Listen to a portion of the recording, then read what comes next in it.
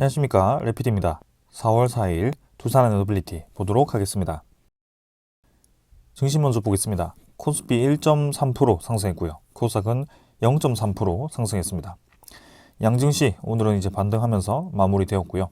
외국인 투자자가 5,800억을 코스피에서 매수, 기관 투자자는 거의 보합 수준이었습니다. 코스닥은 외국인 투자자 1,000억 정도 매수하였고요. 기관 투자자는 700억 정도 매도하였습니다. 오늘은 외국인 투자자가 양 지수를 매수를 해주었고요. 상승 견인하였습니다. 코스피는 2740포인트로 다시 한번 21선 딛고 반등을 하기 시작합니다. 생각보다 이제 크게 어제 떨어지면서 추가적인 하락이 좀 예상되었지만 하루 만에 또 이렇게 반등을 하면서 진행이 되었습니다. 그래서 그동안 횡보하던 구간을 바로 이탈시켰지만 그래도 다시 한번 회복의 기미를 좀 보여주면서 21선은 계속 유지를 해주고 있습니다. 그래서 오늘 이번 주 증시는 이제 내일 마무리가 되고요. 다음 주까지는 가봐야지 증시가 어떤 방향으로 흘러가는지 좀 이해를 할 수 있을 것 같습니다.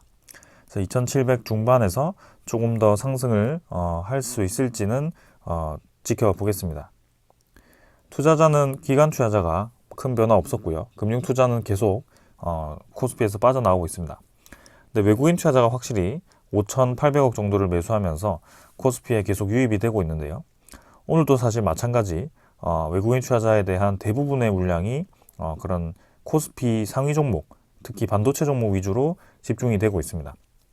그래서 그동안의 이 수급에 대한 이 대부분이 반도체 특정 종목에 몰려 있다 보니까 내 종목은 별로 올라가지 않는데 지수는 올라가는 그런 그림이 지금 만들어지고 있습니다. 그래서 어떻게 보면 이제 지금 지수가 올라온 것이 그 시가총액 400조, 100조 하는 그 두 종목이 올라갔기 때문에 웬만한 이제 코스피 30위까지 3위에서 30위까지 종목 다 합쳐도 1, 2위 합친 것보다 훨씬 적습니다. 그래서 그만큼 지금 이제 코스피의 이 전체 비중이 코스피 1위, 2위 종목에 집중되어 있다 보니까 지금 어쩔 수 없는 상황이 지금 만들어진 거고요. 그 두 종목의 움직임에 따라서 지금 증시는 흔들리고 있습니다. 그래서 증시가 2300선부터 지금까지 2700선까지 바짝 올랐는데 왜 내 거는 이렇게 안 올라갈까라고 생각하실 수도 있겠지만 그 이유가 어느 정도는 있습니다. 그래서 그런 것들을 좀 생각하시면 될 것 같습니다. 그래서 투자 수급이 이제 외국인 투자자가 그 두 종목 이외에 다른 종목에도 이제 좀 매수가 들어와야 될 것 같고, 그리고 그동안 최근에 매도를 좀 이어가고 있는 이 기관 투자자가 다시 한번 매수로 전환을 할 수 있을지 그런 것들을 보겠습니다. 코스닥은 880포인트고요. 하락한 것 대비해서는 크게 올라가지 못했습니다. 그래서 아무래도 2차 전지보다는 최근에는 반도체 종목들이 좀 관심을 많이 받고 있고요. 거기에 대해서 지수가 코스피가 조금 더 반등을 강하게 하였습니다. 그래서 코스닥은 2차 전지가 조금 주춤하면서 지금은 바닥 라인 형성하고 있지만 그 종목들이 조금 더 떨어진다면 추가적인 하락이 가능합니다. 그래서 금리에 대한 인하가 사실 이 가능성이 좀 떨어지면서 시장 전체에 대한 그런 충격을 좀 주었고요. 금리가 인하되지 않는다라고 했을 때는 결국에는 코스닥, 특히 이 성장 종목들이 모여 있는 그런 기업들이 계속해서 이 유동성 공급이 되지 않아서 좀 힘들어할 수밖에 없는 시장이 형성이 된 겁니다. 그렇게 생각한다면 코스닥보다는 코스피가 훨씬 올라가기가 좋은 그림이 만들어진 겁니다. 그래서 이제 기관 투자자는 지금 700억 정도를 또 매도를 했고요. 외국인 투자자는 1000억 정도 매수를 했습니다. 그러나 기관 투자자도 꾸준히 빠져나오고 있고 외국인 투자자도 이틀 전에 매도했던 것에 비해서는 크게 많이 매수하지 않았습니다. 금리 인하가 되는 것이 우선이기 때문에 그 인하 시기를 좀 보면서 좀 우리도 천천히 좀 접근을 해야 될 것 같고요. 미국에 대한 경기가 생각보다 계속 호조를 띠고 있기 때문에 언제 금리가 떨어진다, 올라간다 이렇게 좀 결정하기가 어려운 것 같습니다. 그래서 그런 것들 살펴보면서 대응해 보도록 하겠습니다. 그 다음은 환율이고요. 환율은 1347원으로 진행이 되었습니다. 그래서 저점을 찍고 올라오고 저점을 찍고 올라오고 지금 두 번 정도 튕겼는데요. 그래도 다행히 그 이상 올라가지 않고 오늘은 좀 조정을 받았습니다. 그래서 환율이 계속 올라가면 아무래도 부담스럽습니다. 그래서 1360원 정도가 지금 이 한 1년 내에 있는 고점이기 때문에 그 고점 부근까지 도달했던 것만으로도 굉장히 위협적이었습니다. 그러나 지금은 고점을 찍고 다시 떨어지는 모양새고요. 아래 꼬리 달면서 반등했지만 추가적인 하락 예상하면서 지켜보겠습니다. 해외 증시는 다우, 나스닥 큰 변화 없었던 것 같고요. 니케이는 0.8% 반등, 상해 종합도 보합 수준으로 전체적으로는 크게 움직임이 없었습니다. 지수 선물은 미국 증시 약하게 반등 중이고 유럽 증시도 지금 보합 수준입니다. 크게 많이 올라가거나 떨어지는 국가 없이 전체적으로는 지금은 관망세이다. 그래서 아무래도 미국에 대한 지표가 추가적으로 나오기를 기다리는 것 같고요. 그 지표가 확실하게 금리 인하를 할 수 있는 그런 지표들이 나와야지만 될 것 같습니다. 그래서 금리 인하가 확실해진다면 그때 이제 본격적인 반등을 할 텐데요. 아직까지는 그런 움직임이 계속 애매하기 때문에 불확실성으로 남아서 증시를 좀 상승을 막는 그런 움직임이 이어지고 있습니다. 원자재 가격은 국제유가 85.4달러고요. 천연가스는 1.8달러입니다. 그래서 양 에너지는 조금씩 이제 바닥을 찍고 반등하는 추세인데요.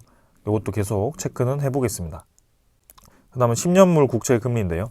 4.36%로 진행되었습니다. 그래서 이 올라가다가 그래도 더 크게 올라가지 않고 적절하게 이제 마무리가 되었고요. 일단 전고점을 넘어선 상태이기 때문에 아직까지도 높은 상태이다. 그래서 여기서 좀 하락으로 다시 진입을 해야 되겠지만 국채 금리가 꾸준히 여기서 계속 올라간다면 분명히 우리나라 증시도 굉장히 부담스럽다라고 보시면 되겠습니다. 그래서 아래 내용에서도 나왔듯이 연준 위원들이 올해 금리 인하를 지지하지만 인플레이션 둔화에 대한 확신이 필요하다. 계속 이 애매한 상황이 만들어지다 보니까 어느 한쪽도 확신할 수 없는 그런 상황이 만들어진 겁니다.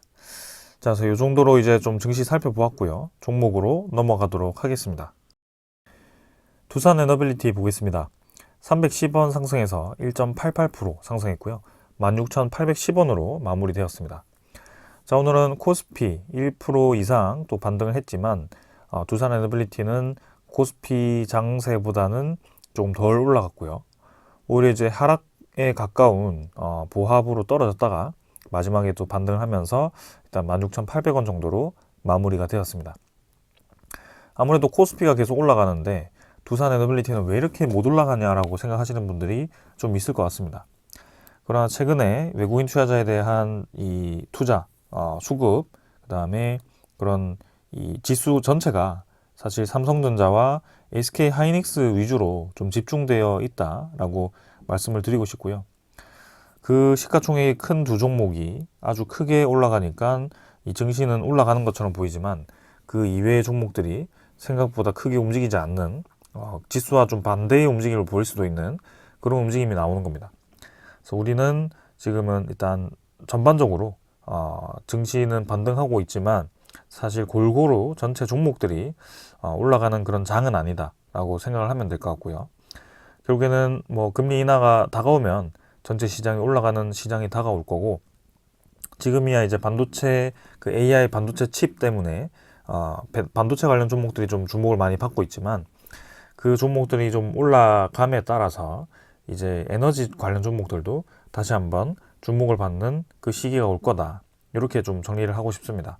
그래서 우리가 올라갈 수 있는 때가 있고 그때는 저는 크게 멀지 않았다라고 보고 좀 기다려보고 싶다라고 말씀드리고 싶습니다. 자, 그래서 이 정도로 일단 마무리 되었고 시간의 거래는 평소보다 적었습니다. 16,780원 큰 의미 없이 마무리 되었고요. 오늘도 거래량 없이 올라갔기 때문에 주가가 얼마 올랐고 어제 주가가 얼마 떨어졌고 이게 중요하지 않습니다.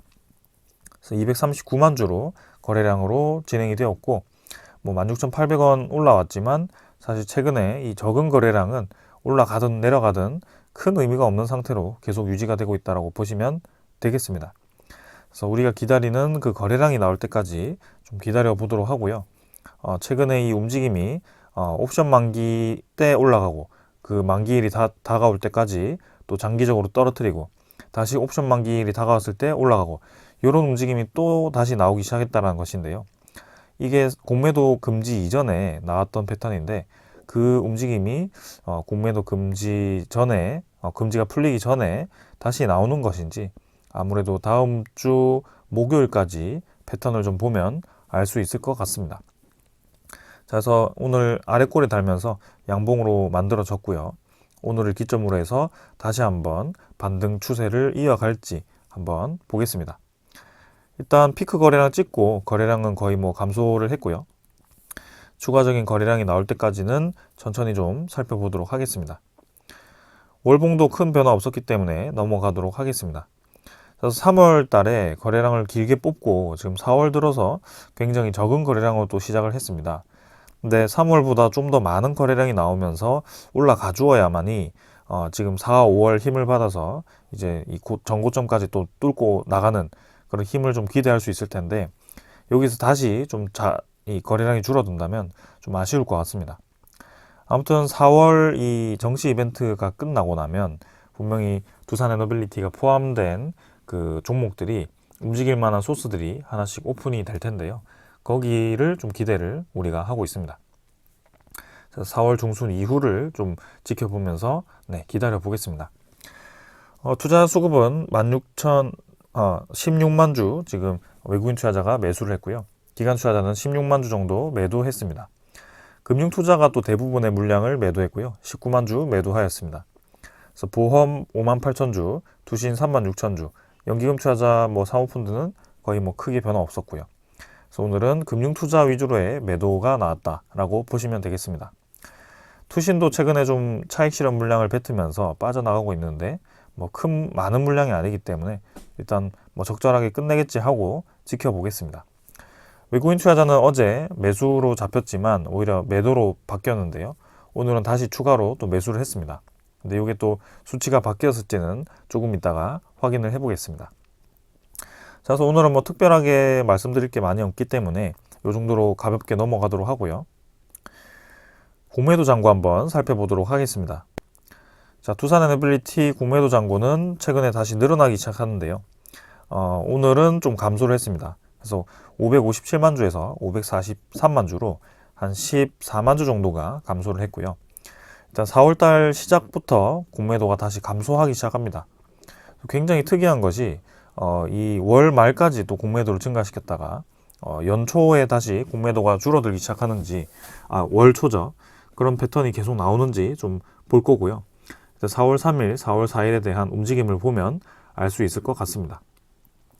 그래서 이 500만 주대를 깨지 않고 또 추가적으로 상환시키지 않고 다시 공매도를 늘려왔는데 이후의 패턴이 어떻게 될지는 계속 보겠습니다. 그 다음은 대차장고입니다. 대차장고는 오늘도 체결이 좀 많았습니다. 10만 주 정도 체결이 있었고 상환이 14,000주, 그래서 차익 한 9만 주 정도가 상환이 되었고요. 체결이 늘었고요. 2,660만 주 정도가 잔고로 집계가 되었습니다. 그래서 여기서 대차잔고가 더 늘어나는지 계속 체크는 해보겠습니다. 외국인 추적 물량은 16만 주에서 16만 주 그대로 왔고요. 어제 매도했던 거 다시 메워서 17.78% 이 정도에서 외국인 보유율이 유지되고 있습니다. 그래서 외국인 투자자가 이 18% 이상 또 보유를 늘려갈 것인가를 또 집중하고 있는데 일단은 적절하게 늘리고 이 정도 수준에서 유지를 하고 있습니다. 그래서 이 정도에서 더 늘어나는지 체크를 해보겠습니다. 자, 그래서 오늘은 특별한 사항 없었고요. 거래원도 일단 주목할 만한 수급은 없었습니다. 어제는 모건셀리, JP모간이 매수를 했고요. 많은 매도량이 왔다 갔다 하면 좀 집중을 하겠지만 사실 지금은 그런 상황이 아니기 때문에 가볍게 넘어가겠습니다. 그래서 이 정도로 좀 보았고 종목 소식들 전해드리도록 하겠습니다. 자, 계속 우리가 기다리고 있는 소식 하나가 있습니다. 11차 전력 수급 기본 계획, 11차 정기본을 기다리고 있는데요. 정치적 이벤트가 끝나고 나온다는 소리가 이전에도 있었습니다. 근데 그때마다 산업통상자원부가 사실이 아니다. 아직 확정된 게 없다라고 얘기를 하긴 했지만 결국에는 또 그 방향대로 가고 있습니다.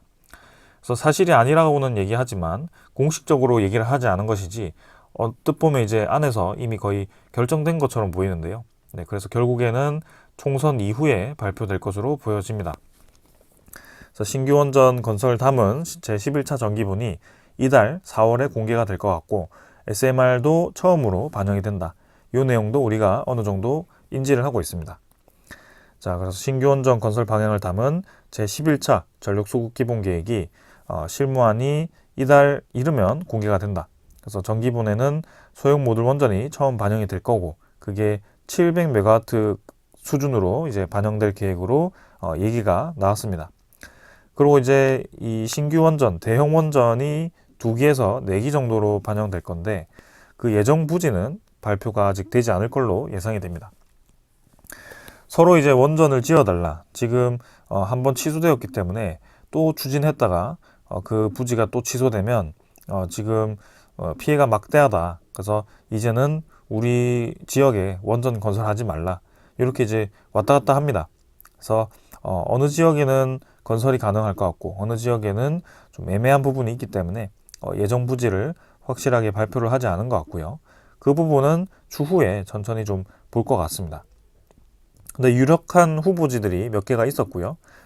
그 선정하는 데 있어서 아예 승인이 없었던 지역을 새로 승인을 한다라고 한다면 굉장히 또 시간이 오래 걸리기 때문에 아마 최근에 이 중요시하는 그 속도전에 의하면 적절한 땅을 이전에 검토가 이미 어느 정도 되었던 그런 땅을 가진 지역에 짓지 않을까 이런 생각입니다.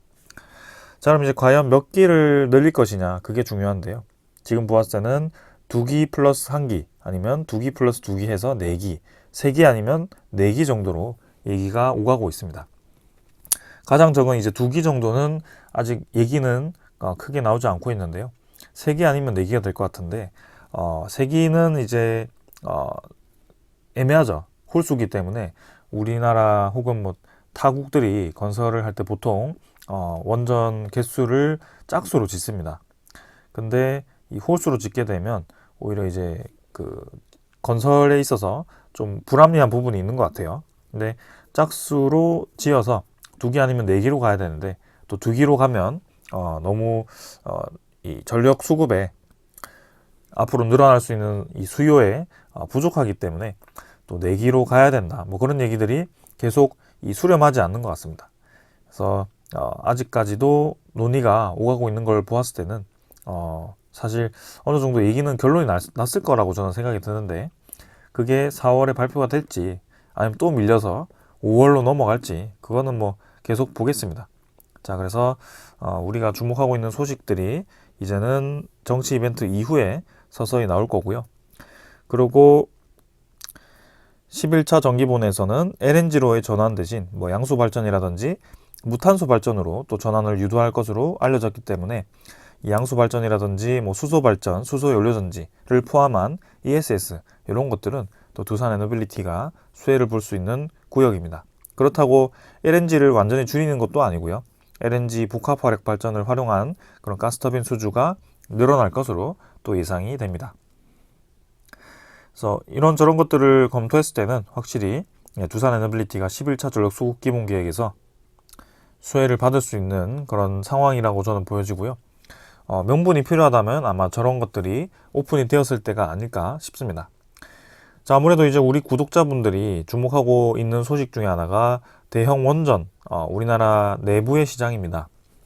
근데 이전에 전 정부에서 경험했듯이 전 정부에서 이 원자력 발전을 탈원전으로 하나씩 이제 없애는 방향으로 추진을 했습니다. 그래서 지금도 마찬가지죠. 여당에서 이 원전을 다시 살렸지만, 원전을 다시 추진하고 있지만, 사실 그 탈원전에 대한 오랜 기간으로 다시 원자력 발전에 대한 시장을 활력을 불어넣는 데는 시간이 오래 걸렸습니다. 이제 드디어 이제 대못을 다 뽑고 제대로 이제 해보려고 하는데 총선이 왔고요. 총선에서 또 여당과 야당의 이 에너지 정책이 극과 극입니다. 근데 이번에는 이제 야당 쪽에서는 탈원전이라는 얘기를 빼고 재생에너지를 늘리겠다라고 간접적으로 얘기를 했는데요. 어떻게 보면 이제 직접적인 탈원전보다는 신규 원전 건설을 지향하고 태양광과 풍력을 위주로 하는 재생에너지를 집중 늘리겠다, 이런 의도로 보여집니다. 그래서 이랬든 저랬든 우리가 보고 있는 그 시장에는 조금 이제 차이가 있죠. 그래서 두산 에너빌리티가 뭐 원자력 100%가 아니기 때문에 사실 뭐 저는 무조건적으로 큰 타격이 있을 거다라고 보지는 않고 있지만, 그래도 두산 에너빌리티의 다양한 뭐 해상풍력이라든지 ESS, 대형 원전, 소형 모듈 원전, 이런 에너지 정책이 이런 에너지원들이 좀 잘 사업이 다각화되어서 진행되기 위해서는 사실 지금의 그런 여당의 정책과 맞습니다. 그래서 이제 걱정하는 부분들이 야당이 이제 저번처럼 그렇게 많은 의석수를 가져가거나 그 이상으로 가면 어떻게 되느냐, 이런 얘기들을 많이 하십니다.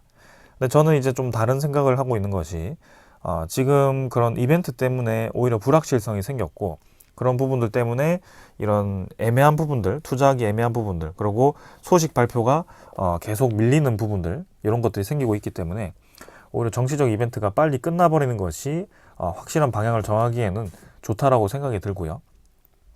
그리고 뭐 180석 그 나머지여서 이미 이제 과반 이상을 야당이 차지하고 있는 입장에서도 사실 여당의 대통령이 원전에 대한 추진을 계속 진행을 했었습니다. 그래서 제가 보았을 때는 의석수가 뭐 일방적으로 한쪽으로 몰린다고 하더라도 이 정책은 이어갈 것으로 저는 보여지고요. 그리고 뭐 한쪽의 의견을 완전히 묵살하기보다는 결국에는 적절한 합의점을 찾지 않을까라는 생각도 해봅니다. 왜냐하면 지금 야당에서도 탈원전을 공식적으로 공표하고 있지 않는 이유는 원자력 에너지에 대한 필요성을 어느 정도 인정했기 때문이라고 저는 생각이 들고요. 지금 세계에 대한 흐름이 완전히 탈원전을 하고 재생에너지 위주로 가려고 하는 추세가 분명히 있긴 했죠. 근데 그거는 한 5년 전 얘기고요. 이제는 2024년입니다. 2024년으로 왔을 때는 그런 국가들이 우크라이나 러시아 전쟁으로 영향을 받아서 가스 비용이라든지 그런 원자재 비용이 급등을 했을 때 그 원자재를 많이 들고 있는 국가들에 의해서 에너지에 대한 안보가 굉장히 심각하게 위협받는 일이 있더라. 그리고 전기료에 대한 상승을 도저히 이게 원자재 가격 상승과 함께 올릴 만한 그런 이 상황이 안 되더라. 그래서 뭔가 계속 꼬이다 보니까 안정적인 에너지를 찾게 되고, 그 안정적인 에너지의 결론 플러스 최근에 우리가 추진하고 있는 전 세계적으로 탈탄소에 대한 결론, 이 두 개를 합치다 보니까 찾은 것이 지금의 원전이고, 대형 원전은 또 기간이 길고 비용도 사실 많이 들기도 하고, 그 뭐 앞으로에 대한 안정적인 에너지원을 생각하면 전체적으로 단가가 낮긴 하지만 분명히 신규 건설을 하기 위해서 들어가는 기간과 비용은 만만치 않습니다. 그래서 그런 것들이 좀 리스크가 있기 때문에 SMR이라는 소형 모듈 원전을 개발을 한 거고, 그게 오히려 2년 안에 건설이 가능하고, 용량이 작아서 경제성이 대형 원전 대비해서는 조금 떨어지지만 안전성, 우리가 가장 중요시하는 안전성이 많이 커버가 되더라 이겁니다. 그리고 사고 발생 위험이 굉장히 낮다는 점에서 유효하고요. 그리고 최근에 이 AI 데이터 센터와 같은 그런 데이터 센터를 위해서 또 대형 원전을 크게 지어버리면 분명히 이제 그 다른 지역에 있는 이 시설들이 또 애매해지거나, 그럼 AI 데이터 센터가 원전으로 있는 곳에 계속 가버리면 또 그런 것들도 좀 지역적으로 애매한 부분들도 생길 겁니다. 근데 그걸 이제 소형화 시켜서 위험도도 낮추고, 그런 이 위험 물질들 유출될 확률도 낮추고, 그죠? AI 데이터 센터만큼의 용량으로 SMR을 충당하면 되니까 그런 것들이 효율적으로 진행될 수 있는 것입니다. 자, 그래서 이런 것들이 다 맞물려 가지고 최근에 이제 공격을 받았던 뉴스케일 파워가 올라가고 있습니다. 어제도 이제 많이 올라갔고요. 생각보다 6.3달러로 다시 진입을 했습니다. 목표가 4.5달러 제시해서 쭉 떨어졌던 주가가 다시 우상향을 하고 있고요. 좋은 방향으로 네, 기대를 하고 있습니다. 자, 그래서 지금 얼마 갔느냐 보기보다는 우상향 추세로 가고 있다. 피크 찍고 떨어졌다. 요게 중요한 게 아니고 피크 찍고 떨어졌다가 다시 올라가고 있다. 결국에는 저점을 높이고 있다. 요게 중요하고요. 저렇게 많은 거래량이 이렇게 집중된 이유 분명히 있습니다. 그래서 제가 말씀드린 그 부분들이 영향을 주고 있고요. 두산에너빌리티도 행복한 고민을 하고 있는 것입니다. 자, 미국도 계속 최근에 정책을 바꾸고 있습니다. 미국은 지금 여당, 야당 할 것도 없습니다. 뭐 트럼프 대통령 되면 원전 위주로 갈 거다라고 얘기하고 있고, 바이든은 뭐 신재생에너지 위주다라고 얘기를 하고 있지만, 오히려 바이든 정부에서도 지금 풍력만으로 부족하다라는 것을 인정하고 있고, 미국의 뉴저지주도 원전 3기 운영을 20년 연장을 추진하고 있습니다. 그러니까 대통령도 그렇고 그 주지사들도 그렇고 이제는 원전이 수명이 다 하니까 그거를 신규 원전 건설도 중요하지만 수명 연장을 해서 그 건설 비용을 줄이고 네, 원전에 대한 활용도를 통해서 안정적인 기저에너지원에 대한 퍼센트를 비중을 유지하자라는 겁니다. 그래서 뭐 신재생에너지 제가 계속 얘기하는 것이 들쭉날쭉하죠. 이 들쭉날쭉한 게 계절에 따라서 그리고 이 밤낮에 따라서 그리고 바람의 방향에 따라서 들쭉날쭉합니다. 그래서 이 신재생에너지 비중을 늘릴수록 이 들쭉날쭉한 폭이 굉장히 클 건데요. 그거를 이제 전체로 에너지를 100%로 그렇게 해버리면 당연히 감당이 안 될 겁니다. 그래서 안정적인 기저 에너지원을 만들어야 되는 그 시점인데 그 에너지원을 이제 원전 에너지라든지 아니면 ESS 보급을 통해서 그런 신재생 에너지를 이 들쭉날쭉한 에너지를 요 아래로 이제 채우는 네, 그런 것들을 만들어야 될 텐데요. 아무튼 분명히 에너지는 다각화되는 것이 유리하다라고 저는 보여집니다. 우리가 네, 고기, 뭐 채소, 네, 아니면 과일, 비타민 이런 것들도 골고루 먹듯이 고기만 먹으면 문제가 생기죠. 분명히 고기도 네, 그런 위험도가 있습니다.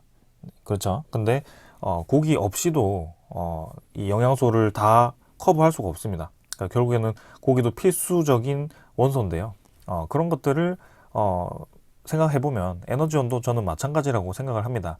한쪽을 극단적으로 갔을 때는 분명히 거기에 대한 문제가 있을 거라고 보고 있고요. 지금은 탈탄소를 위해서 그리고 경제적인 에너지원을 찾다 보니까 다시 관심을 받고 있다. 자, 두산에너빌리티가 원자력 발전만 하는 게 아닙니다. 최근에 관심 받고 있는 것이 복합화력 발전입니다. 어제도 말씀드렸다시피 사우디에 굉장히 큰 시장이 있습니다. 그 복합화력 시장에 두산에너빌리티가 침투하기 시작했고요. 뭐 전부 다 이 프로젝트가 발주가 난 게 아니기 때문에 서서히 이제 시간이 지남에 따라서 순차적으로 발주가 날 거라고 저는 기대를 하고 있습니다. 그래서 복합화력 발전이 지금 이제 가스터빈이 들어가고 그 이외의 보조기기라든지 그런 것들 때문에 BHI와 그다음에 두산에너빌리티가 관심을 받고 있는 거고요. 지금 이제 투르키스탄 대표단을 만나서 이 사업 MOU 추진을 했습니다. 그래서 중앙아시아 쪽에 있는 국가들이 또 최근에 이 복합화력 발전에 관심을 많이 가지고 있고요. 이전에 이 카자흐스탄에서 또 수주를 한번 했었죠. 그래서 카자흐스탄은 지금 두산에너빌리티가 또 공을 들이고 있고 이후에 이제 사우디라든지 아니면 뭐 베트남이라든지 아니면 국내 시장이라든지 이런 것들을 생각하면 두산에너빌리티의 이 시장이 굉장히 커질 것으로 예상이 됩니다. 그래서 긍정적으로 생각을 해볼 수 있을 것 같습니다. 자, 그래서 이 정도로 오늘 소식들을 좀 전해드렸고요. 네, 내일 장 마무리하고 다음 주 이벤트 끝나고 불확실성이 해결되었을 때 그 우리의 진짜 시작이 되지 않을까라는 생각입니다. 그래서 그때까지는 좀 천천히 보고 기다리면 될 것 같고요. 네, 여기까지 하고 네, 마무리하겠습니다. 감사합니다.